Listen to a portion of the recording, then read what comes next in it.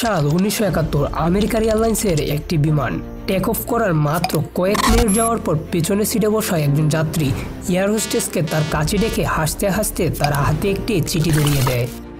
সেই চিঠিতে মাত্র কয়েকটি বর্ণমালা লেখা ছিল, যা পুরো আমেরিকায় আলোড়ন সৃষ্টি করেছিল।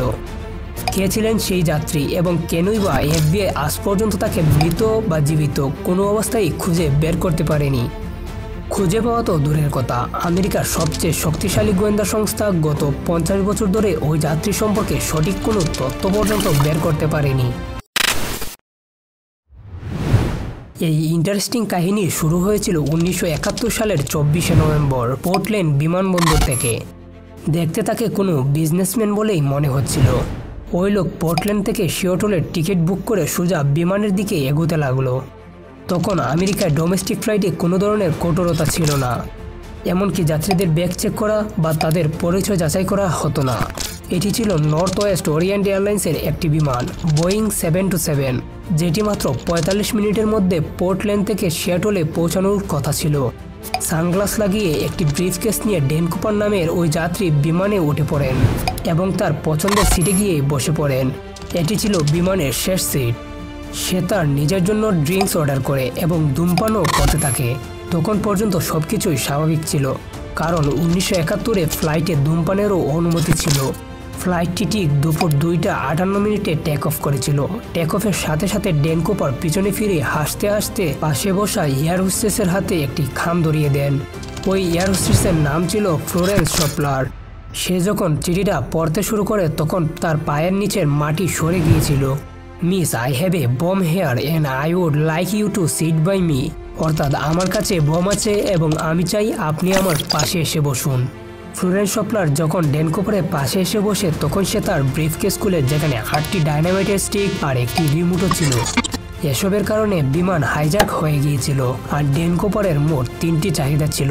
তার 5টা বাজার আগে $2 লাখ ক্যাশ, 2টি প্যারাশুটের ব্যাগ আর সিয়াটল এয়ারপোর্ট থেকে একটি রিফিল করার ট্রাক দরকার ছিল।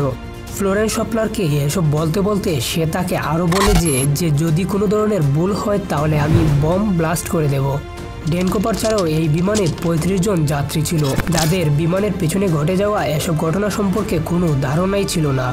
ফ্লোরেন্স শপলার ড্যান কুপারের এইসব দাবি নিয়ে ককপিটে গিয়ে পাইলটকে পুরো ঘটনা খুলে বলে। আরেক এয়ার হোস্টেস, যার নাম টিনা মাকলাউ, সে একটি ওয়াকিটকি নিয়ে ড্যান কুপারের কাছে এসে বসে যায়, যা পাইলট আর ড্যান কুপারের মধ্যে মেসেজ পাঠানোর কাজ করছিল। মনে রাখবেন যে এটি ছিল আমেরিকান ইতিহাসের প্রথম বিমান হাইজ্যাক, যা টাকার জন্য করা হয়েছিল। এ কারণে এয়ারপোর্ট কর্তৃপক্ষ আর এফবিআই হাইজ্যাকারের সব দাবি পূরণ করার সিদ্ধান্ত নেয়। কর্তৃপক্ষ মনে করেছিল যে ড্যান কুপার তাদের কাছ থেকে পালিয়ে বেশি দূর যেতে পারবে না। ওই ফ্লাইটটি, যেটি মাত্র 45 মিনিটের মধ্যে সিয়াটলে ল্যান্ড করার কথা ছিল, সেটি তখন পরবর্তী 1.5 ঘন্টা পর্যন্ত এয়ারপোর্টকে ঘিরে উড়তে থাকে। আর বাকি রইল 35 জন প্যাসেঞ্জার্স, যাদের এই ঘটনা সম্পর্কে বিন্দুমাত্র খবর ছিল না। তাদেরকে বলা হয় টেকনিক্যাল ডিফিকাল্টিসের কারণে বিমানের ল্যান্ডিংয়ে সমস্যা হচ্ছে। ঠিক ওই সময় সিয়াটল ন্যাশনাল ব্যাংকে $20 10,000 নোট প্রস্তুত করা হয়েছিল, যার সিরিয়াল নম্বর নোট করে রাখা হয়েছিল। আর একটি নিকটস্থ স্কাইডাইভিং ক্লাব থেকে 2টি প্যারাশুটেরও ব্যবস্থা করা হয়েছিল। বিকাল 5:45 বিমানকে ল্যান্ড করে ড্যান কুপারকে $2 লাখ আর প্যারাশুট দিয়ে দেওয়া হয়েছিল। তার সাথে বিমানকে রিফিউলও করে দেওয়া হয়েছিল। নিজের চাহিদা পূরণের পর ড্যান কুপার 35 জন প্যাসেঞ্জার্স আর 2 জন ফ্লাইট ক্রুকে বিমান থেকে নামার পারমিশনও দিয়ে দিয়েছিল। এর সাথে সাথে 2 জন পাইলট আর ফ্লাইট ক্রুকে বিমানে থাকতে বলা হয়েছিল। তখন অনেক রাত হয়ে গিয়েছিল আর বিমানটিকে আবার টেক অফ করা হয়েছিল। ড্যান কুপার তার পাশে বসে থাকা টিনা মাকলাউয়ের সাহায্যে ককপিটে বসে থাকা পাইলটকে কিছু ইম্পর্টেন্ট মেসেজ পাঠিয়েছিল। সে চেয়েছিল যেন বিমানের ল্যান্ডিং গিয়ার আর ফ্ল্যাপস খোলা থাকুক আর উচ্চতা 10,000 ফিট থেকে একই সাথে স্পিড 320 কিলোমিটার পার হওয়ার হয়। তাছাড়া বিমানটিকে যেন সোজা মেক্সিকো সিটিতে নেওয়া হয়। পাইলট অন্যান্য সব কাজ সম্পূর্ণ করেছিল, কিন্তু ফুয়েলের কারণে বিমানটিকে সরাসরি মেক্সিকোতে নিয়ে যাওয়া সম্ভব হবে না। তাই পাইলট ড্যান কুপারকে রিফিলিং করার জন্য 2টি অপশন দেয়, রেনো অথবা ফোনিক্স। ড্যান কুপার রেনোকে চয়েস করে নেয়। অন্যদিকে লোকাল অথরিটি এবং ফ্রেডার্স কর্তৃপক্ষ তাদের কাজ করছিল। বিমানের পিছনে 2টি যুদ্ধ বিমানও পাঠানো হয়েছিল। কিন্তু তারা এত ধীরগতি বজায় রাখতে না পেরে সেই বিমানের চারপাশে চক্কর দিতে থাকে।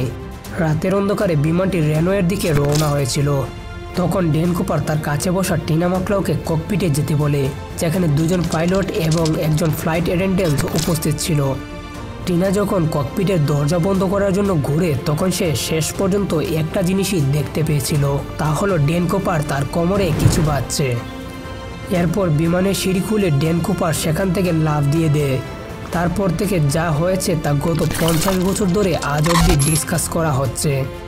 3 ঘন্টা পর যখন বিমানটি রেনোতে ল্যান্ড করে, তখন পুরো বিমানটিকে ভালো করে চেক করা হয়েছিল, কিন্তু বিমানে না কোনো বোম ছিল আর না ড্যান কুপার। শুধু প্লেনেই নয়, এই ঘটনার পর আর কোথাও ড্যান কুপারের হদিশ পর্যন্ত পাওয়া যায়নি, না জীবিত আর না মৃত।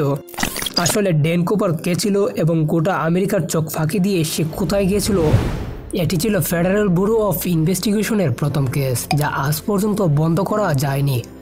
ড্যান কুপারকে কেউ তো প্লেন থেকে লাফ দিতে দেখেই নেই, কিন্তু স্টেয়ারকেস খোলা থাকায় এটি তো স্পষ্ট ছিল যে সে সিয়াটল আর রেনোর মধ্যে কোথাও না কোথাও লাফ দিয়েছিল। এফবিআই প্লেনে প্রমাণ খুঁজতে শুরু করে, কিন্তু দুর্ভাগ্যবশত তারা শুধুমাত্র কপারের টাই, 8টি সিগারেটের পুরো অংশ আর 2টি প্যারাশুটের মধ্যে একটি প্যারাশুট খুঁজে পায়, যা কোপার পিছনে ফেলে রেখে গিয়েছিল। এমনকি ওই ঘটনায় উপস্থিত কারো কাছে কোপারের ফটো পর্যন্ত ছিল না। প্যাসেঞ্জার্স আর ক্রু মেম্বারদের ইন্টারভিউ নেওয়ার পর ড্যান কুপারের একটি স্ক্র্যাচ তৈরি করা হয়েছিল। ড্যান কুপারকে সিয়াটল এবং রেনোর মধ্যে অনুসন্ধান করার আগে এফবিআই জানতে চেয়েছিল যে সে সিয়াটল আর রেনোর মধ্যে ঠিক কোথায় জাম দিয়েছিল। এটি জানা এতটা মুশকিল ছিল না, কারণ প্লেন অটো পাইলট মোডে ছিল, অর্থাৎ যে পথে প্লেনটি উড়ছিল তা অলরেডি রেকর্ড ছিল। প্লেনটির গতি এবং উচ্চতা তো আগেই জানা ছিল, সাথে সাথে ফ্লাইট রেকর্ডারের সাথে জানা গিয়েছিল যে প্লেনটির সিঁড়ি রাত 8:10 খোলা হয়েছিল। এই সমস্ত তথ্যের ভিত্তিতে ড্যান কুপারের জাম্প এরিয়া অনুমান করে একটি অনুসন্ধান এরিয়া সিলেক্ট করা হয়েছিল। এই 45 বর্গ কিলোমিটারের এলাকাটি ঘন জঙ্গল আর পাহাড় দ্বারা পূর্ণ ছিল। এরিয়াল টিম এবং ল্যান্ড সার্চ টিম এই পুরো এলাকাটি তন্ন তন্ন করে খুঁজেছিল, কিন্তু না কোথাও ড্যান কুপারের হদিশ পাওয়া যায় আর না কোনো ব্রিফকেস আর ডলারের ব্যাগের খোঁজ পাওয়া যায়। মূলত এই এরিয়াটি এতটাই ঠান্ডা ছিল যে সবার মনে হয়েছিল ড্যান কুপার হয়তো মরে গিয়েছে, কিন্তু এরপর যা ঘটেছিল এফবিআই এর কল্পনাতেও ছিল না। আমেরিকার ইতিহাসে প্রথমবারের মতো এফবিআই এই কেস সলভ করার জন্য পাবলিকের কাছ থেকে সাহায্য নিতে শুরু করে। ড্যান কুপারের স্ক্র্যাচ এবং $2 লাখ সিরিয়াল নম্বরও নিউজ পেপারে প্রকাশিত করা হয়েছিল, আর ড্যান কুপার সম্পর্কে যে কোনো তথ্য দেওয়ার জন্য পুরস্কারেরও ঘোষণা করা হয়েছিল। তারা ভেবেছিল ড্যান কুপার বেঁচে থাকলে নিশ্চয় কোথাও না কোথাও সেই ডলার খরচ করবে, কিন্তু আশ্চর্যের বিষয় হলো সেই সিরিয়াল নম্বরের একটি নোটও কোথাও ব্যবহার করা হয়নি। তবে কেস তখনও শেষ হয়নি। প্রায় 9 বছর পর, অর্থাৎ ঠিক 1980 সালে একটা ঘটনা ঘটে গেল। তা হাউজল ওয়াশিংটনের কলম্বিয়ান নদীর তীরে একটি সমুদ্র সৈকত, যাকে টিনাবার বলা হয়, যেখানে একটি শিশু তার প্যারেন্টসের সাথে খেলছিল আর সে নদীর তীরে 3টি নোট দেখতে পায়। এগুলো ছিল $20 নোটের বান্ডিল, যা মোট $5,800 ছিল। শিশুটির বাবা মা এই টাকা নিয়ে এফবিআইয়ের কাছে যান। সৌভাগ্যবশত ওই সিরিয়াল নম্বর ড্যান কুপারের ওইসব নোটের বান্ডিলের সাথে মিলে গিয়েছিল। ড্যান কুপার হাইজ্যাকিং কেসের 9 বছরের মধ্যে এটি প্রথম প্রমাণ ছিল, কিন্তু কেসটি সমাধান করার পরিবর্তে এই ঘটনাটি কেসকে আরও জটিল করে গড়ে তোলে, কারণ এই টাকাগুলো ড্রপ লোকেশন থেকে প্রায় 27 কিলোমিটার দূরে পাওয়া গিয়েছিল।